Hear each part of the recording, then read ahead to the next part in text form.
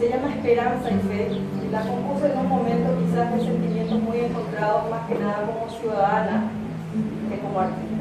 Dice así. Esperanza mía, te debo amarrar sin quebrantable cadeno a ti,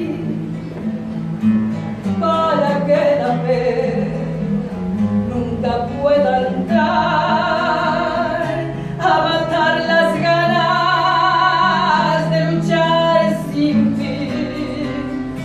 Como te amo tanto, tierra guaraní, por eso el dolor desgarra mi ser al ver cómo mienten y roban sin piedad. Los que prometieron tanto hacerte el bien solo te hacen mal. ¿Dónde llevarán nuestras esperanzas? ¿Dónde guardarán el bien mal habido, privando a los niños de salud y paz? No les servirá si la vida es bella cuando se hace el bien, cuando lo ganado con trabajo honesto es la pura miel.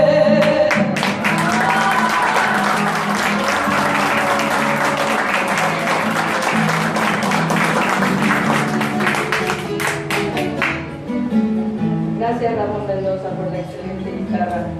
A mí, hermano, fuera no entendé, iba a España y me a esta super fuera, ni a ti ni por ahí te guarani y te a esta fecha.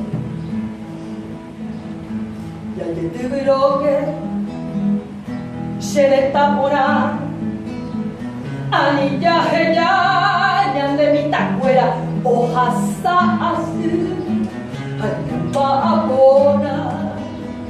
Oñón de paz, tobe ya y porama, humilla, pumaña de monda paz. Lo que ya paña que se para volver, ya poja de la parete para el pollo ya ahí. Ya de no vas a tu paz y María de